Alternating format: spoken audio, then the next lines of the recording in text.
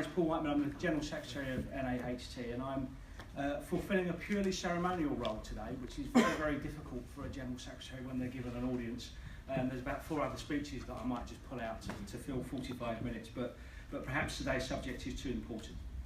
Today represents the culmination of several months' work by the NAHT and NFER to deliver a really meaningful contribution to the debate on school accountability.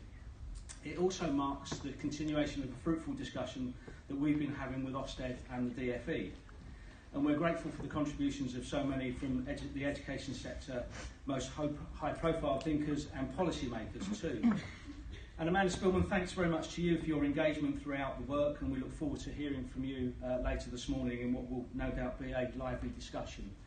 And just a kind of note on that lively discussion, we very much want this debate to be couched in terms of progress and trying to find the right accountability system rather than conversations that are marked with the language of conflict. You'll hear from Carol Willis and Nick Brooks shortly too, who will reveal the findings of the 2 reports. And there will be plenty of time for you to ask questions, so don't worry about that. And we're indebted to the Wellcome Trust for hosting this morning in this wonderful building and these fabulous surroundings. But all that is left for me to do now is to invite Dr. Hilary Levers, the Trust's Head of Education and Learning, to say a few words to get us underway. So thank you very much for coming.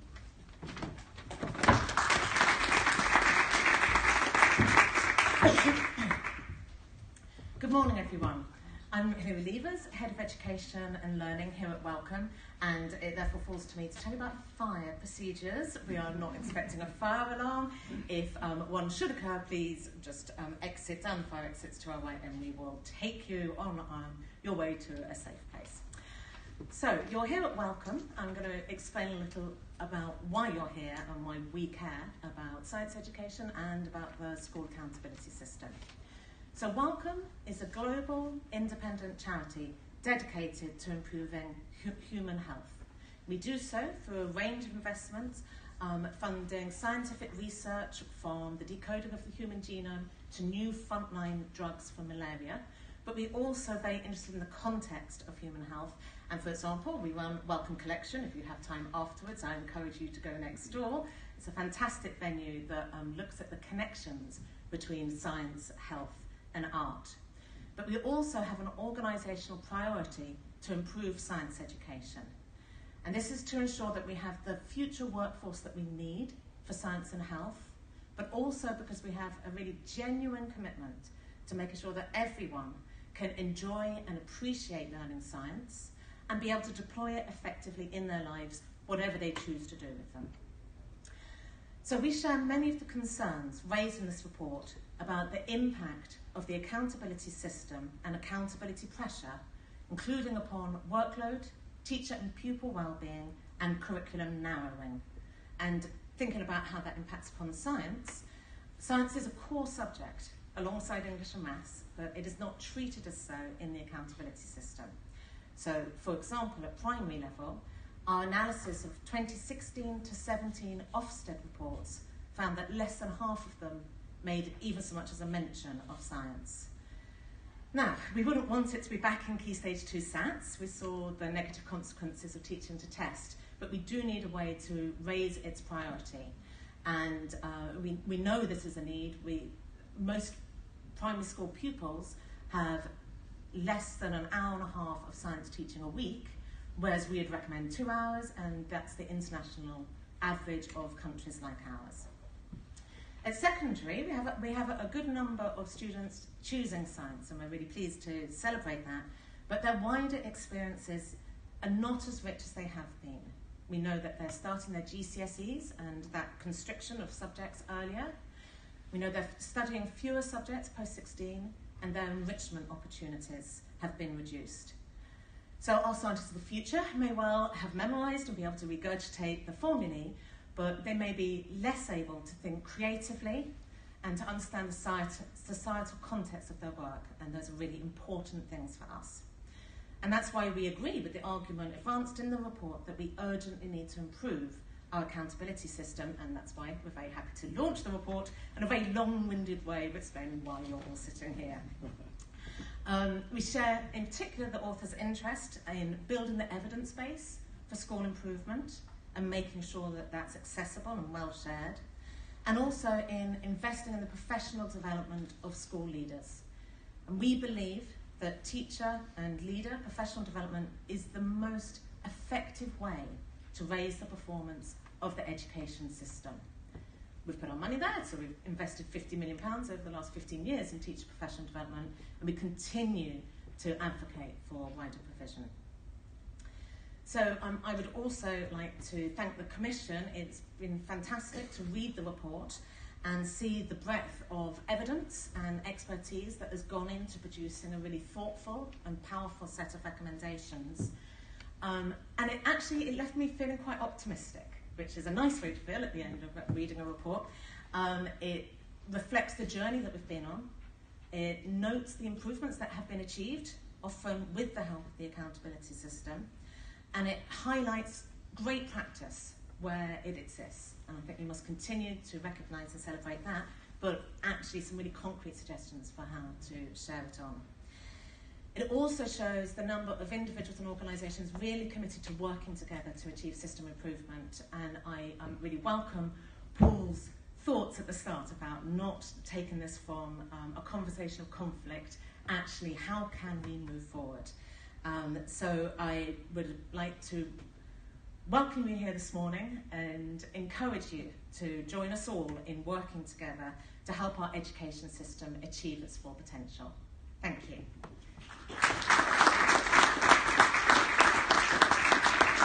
I'd also like to introduce Carol Willis, who is the Chief Executive of the National Foundation for Education Research and helped put together the evidence base from which these recommendations flowed, a really critical part of the process. Thank you very much, Hilary. And I was also a member of the Commission, and so delighted to be here this morning. Finding a way to minimise the unintended consequences of accountability systems whilst ensuring that they provide useful data that can support school improvement, parent choice, and enable the public to scrutinise the use of public funds is a challenge across many countries, as you'll hear later.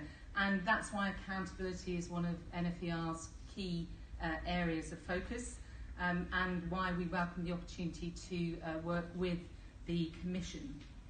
And we wanted to inform the Commission's work by exploring the nature of accountability systems in other countries and reviewing the existing evidence on their impacts.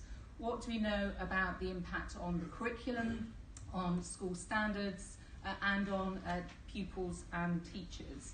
What are the challenges and what are the pitfalls we need to avoid? So I'm going to give you a very brief overview of our findings, first making some general points about the approaches to accountability in different countries, and then summarising what we were able to conclude about their impacts. So we started by mapping the main features of accountability systems to see how they used assessment and different kinds of evaluation or inspection as part of their primary accountability regimes. And we focused on the primary phase because that's the phase that's most similar across countries. They represent a range of, just go back, please. Thank you. It's those 13 on the left. They represent a range of countries from different geographical areas, different cultures, and include a number of high-performing countries. Thank you. So this is a table from the report, and I believe you have copies on your chair, both of the table and the report. There's a lot of information in here. I'm not going to go through it all in depth. There's also a lot of caveats, footnotes, but I did want to flag up a few key things from the table. First of all, that national assessment and school evaluation are both used extensively across all of these countries. So on the left-hand column shows that they all have a system of national assessment, although 2 of them assess samples of children rather than every child. And they don't all use school national assessments formally, as part of their school accountability regimes. In addition, they all make some use of school accountability, including evaluation. 9 of them, including inspection. 9 of them have inspection bodies, like Ofsted. Those that don't use other forms of external scrutiny to check on the quality of school self-reviews. And in the final column, you'll see that all of these countries use some form of peer-to-peer or school-to-school mechanism. As part of arguably their accountability system, I would characterise them more in the context of school improvement mechanisms. But Andreas Schleicher flags that these kinds of approaches, professional accountability he calls it, are being used increasingly in high-performing countries, and they can provide an important way of empowering school leaders to take greater responsibility for school improvement. We need to understand more about how they work, how they can be combined with top-down measures of accountability. Melanie Aaron has looked at this area and has flagged up a number of challenges in making these two things work together, but it's one of the gaps in the research. Next slide, please. Thank you. So in the second stage of the review, we identified the existing evidence on 6 of these countries, the 6 on the right-hand side, Singapore, Japan, New Zealand, Australia, and of course England and Wales. The Commission timescales were quite short.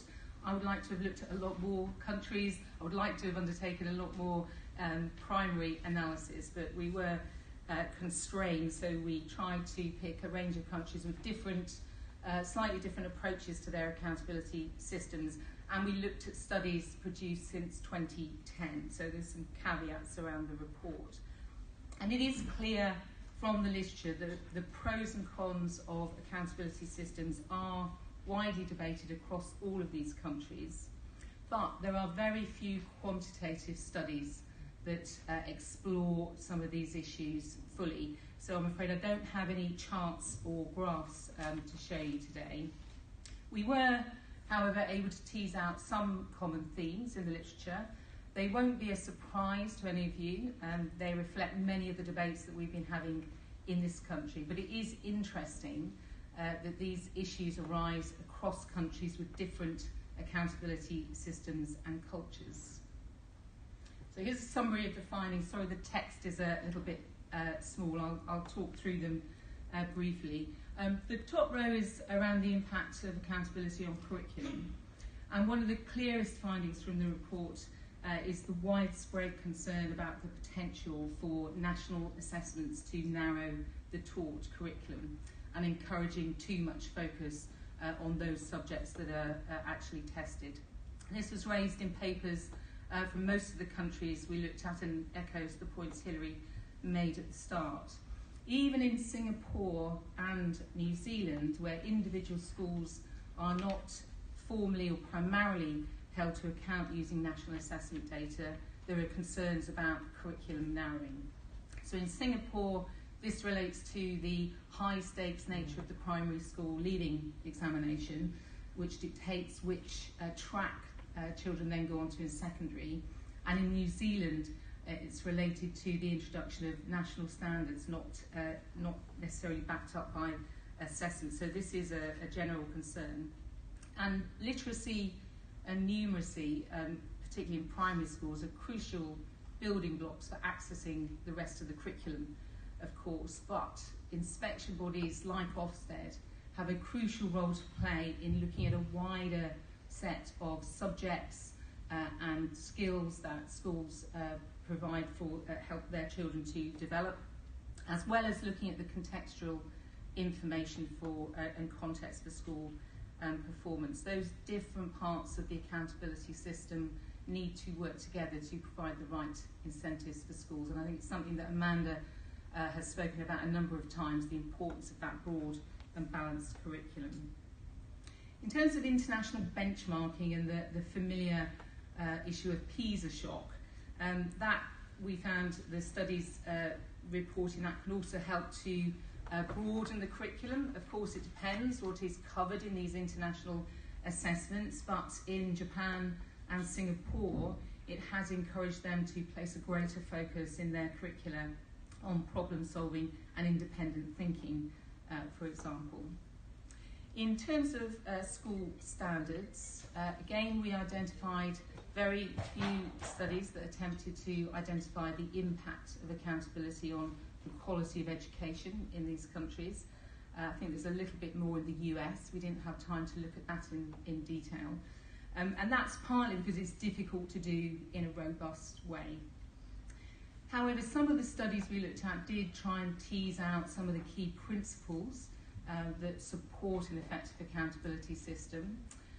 They include ensuring that objectives are aligned across different elements of the system, so national and state level government, for example. It includes transparency and consistency in how accountability criteria are applied. So there were some concerns in New Zealand, for example, about how school self-reviews were conducted and whether they were being done in a similar way across schools. And the studies also flagged the need for clarity about who is responsible for what, and particularly who is responsible for acting on the results of accountability and bringing about school improvement. There's also recognition that performance data can be used to target resources on struggling schools or groups of pupils. In this country, we have the pupil premium. In Japan, more teachers are allocated to struggling schools to help address some of their challenges. And in terms of transparency, I particularly like this quote from Gilbert's History of Accountability in England. Publishing information on all schools had a profound impact on the national debate around education. In particular, it shone a light on poor performance and poor service. I also wanted to flag one of the few quantitative studies that we looked at, which explored the impact of abolishing league tables in Wales in the early 2000s, which identified systematic, significant and robust evidence that abolishing league tables markedly reduced effectiveness in Wales relative to England. Now, that was something of a natural experiment. That was the only part of the education system at that time that was changed. England was a very similar school system, so the authors were able to compare how standards then changed across those two countries in a robust way. And finally, on to the impacts on teachers and pupils.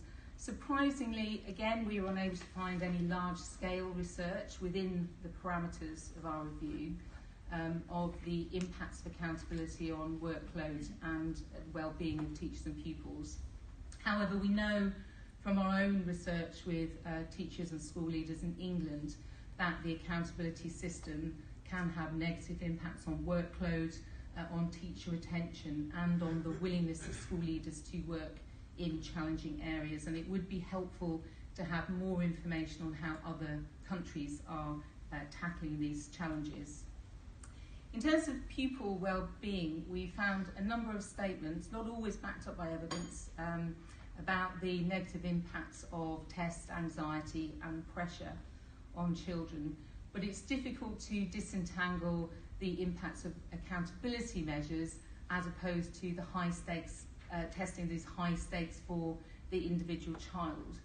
And more importantly, we flagged in the report the need for more work to understand that dimension of testing, and importantly how different schools and other services can mitigate those negative impacts on children. And of course the familiar issue of cliff edges was also raised in these reports, like the old CD borderline, and the extent to which they can leave some groups of children at the higher as well as at the lower end with less resource and feeling disengaged. An interesting side effect raised in some of these studies of the use of national assessment in accountability systems is that it's increased the focus on the extent to which teachers have assessment skills to use assessment data in their teaching practice. And this has been flagged in a number of studies and reviews in this country, such as the Carter Review, and the need for a greater skill level and confidence in using assessment data. It also, as you'll hear from Nick, reinforces one of the Commission's findings about the importance not of collecting data, but of using it to actually improve children's outcomes. So I'm sorry, I've probably gone on for longer than I should have done, but in conclusion, our review demonstrates that there are pros and cons in all of the accountability systems we reviewed, including in high-performing countries, and that the challenges are very similar across countries, in particular the concern about curriculum narrowing.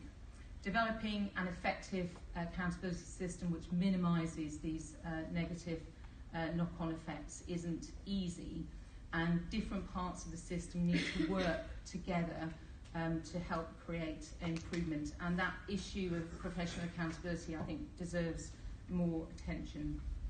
And finally, I just wanted to say that getting accountability measures right is really important, but it's not the end of the story. It's a means, not an end. So robust, transparent information on school and pupil performance can be a powerful lever for change, but the big question then is who delivers that change, who is responsible, and how can school improvement best be brought about. And I'm going to hand over now to Nick to tell us how.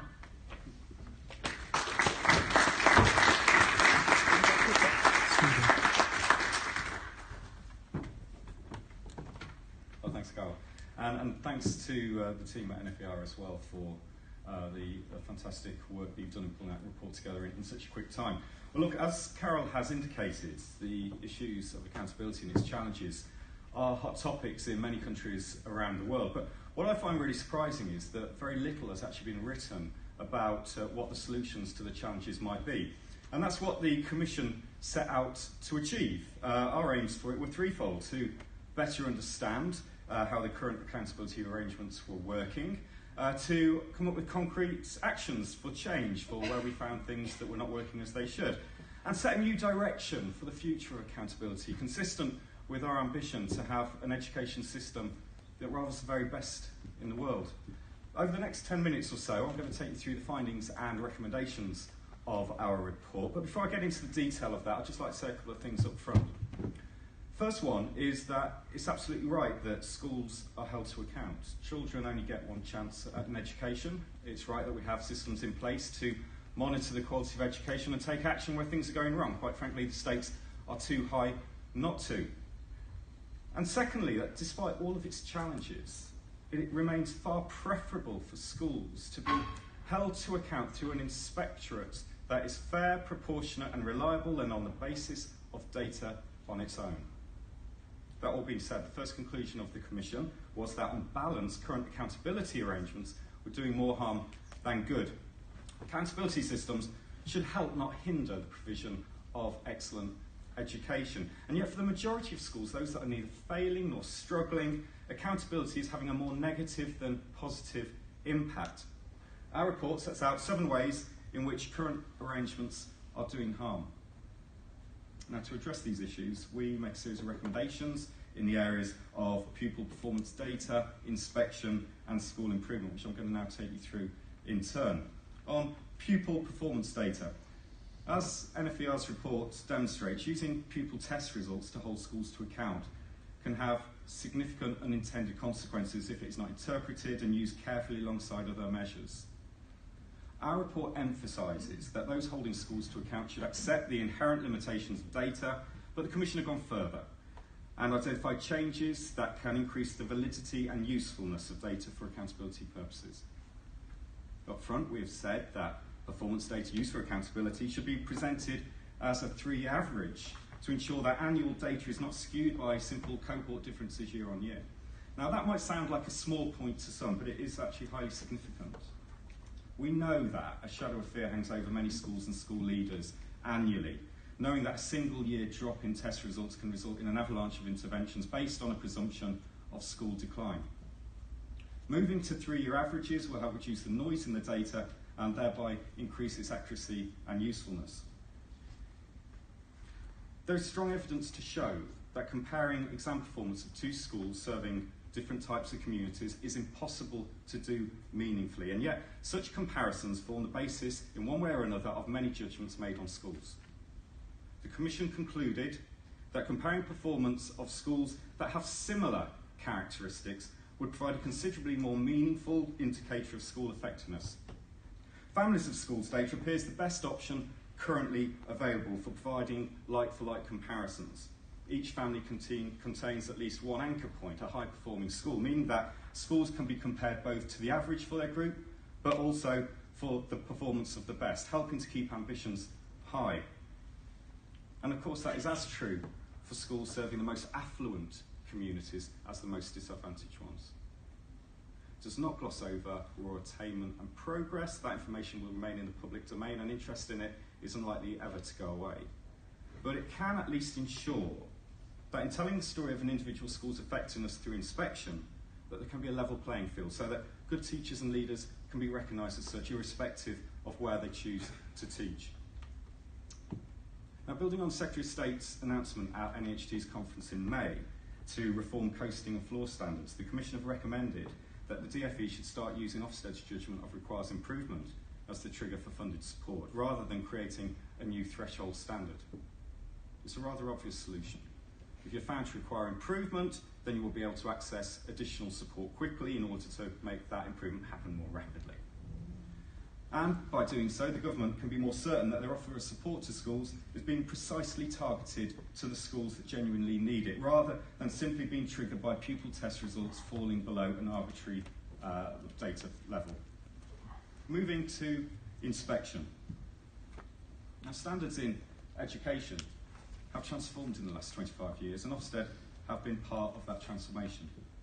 The vast majority of schools now are good or better, around 90% of schools overall.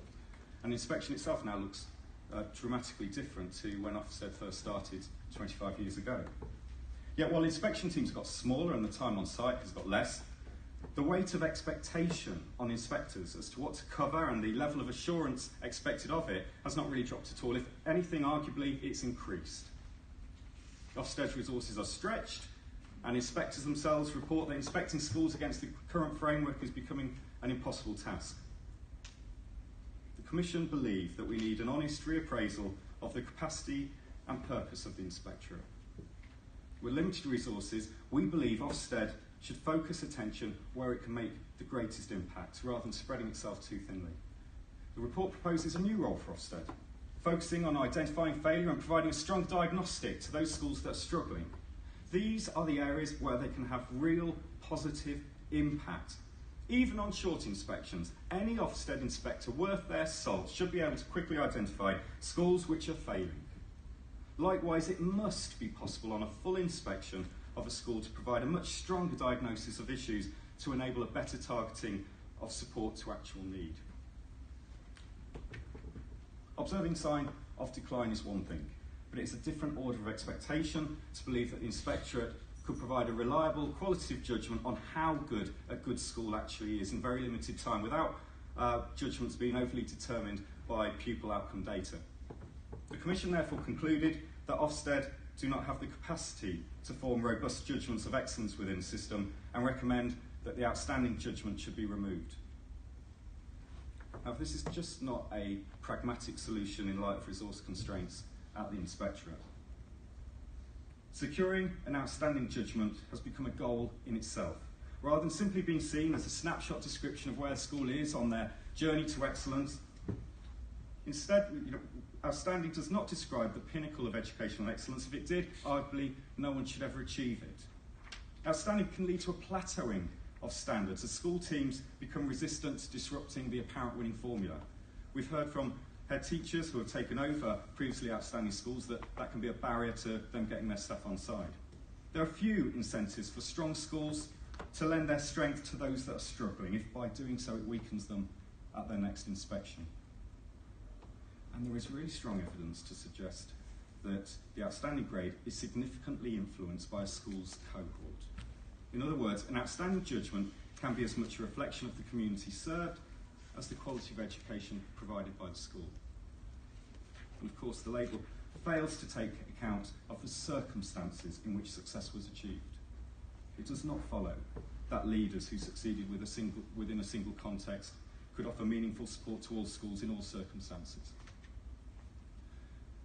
Now, not all good schools are equal. There are many outstanding schools in England that rival the very best in the world, and it is absolutely right to recognise excellent practice where it genuinely exists.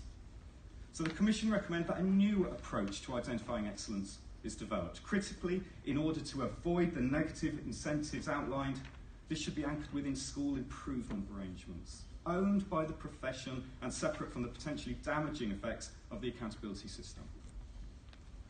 We propose that Ofsted should focus on getting all schools to good. The profession should step forward and support and challenge good schools to become great schools. A new definition of excellence should be specific in terms of the particular strengths identified. For example, excellence in mathematics at Key Stage 2, and the context within which that success was achieved. Now, the Commission saw multiple benefits for this approach, including giving parents clearer information on the specific strengths and uniqueness of a school, and enabling a better matching of schools that are struggling to those that have practice that may be of relevance to them. And finally, in this section, the Commission considered the exemption from inspection of outstanding schools and concluded that this should be removed. Any school can decline. That's why the Commission proposed that all schools should be subject to routine inspection to ensure that they continue to provide pupils with a good standard of education. The final section was on school improvement.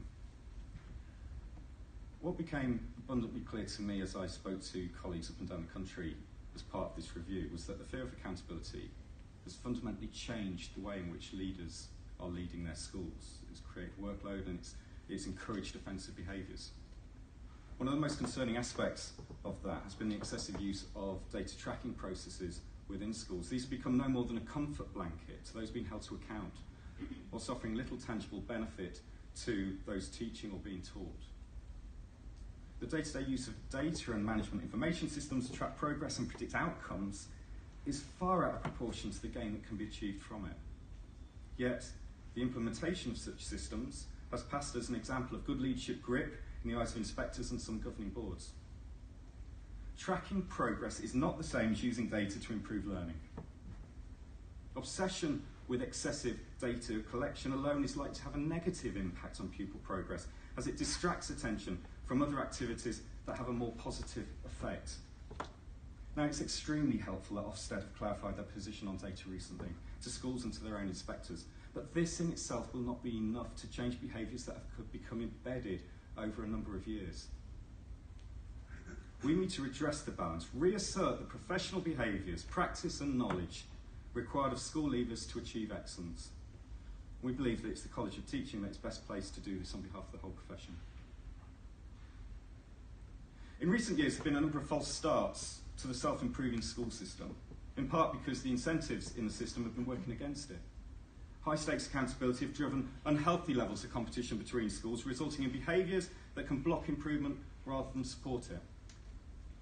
A peer review is a concrete example of the way in which schools can work together for mutual benefit and is an increasingly popular form of school sector-led collaboration.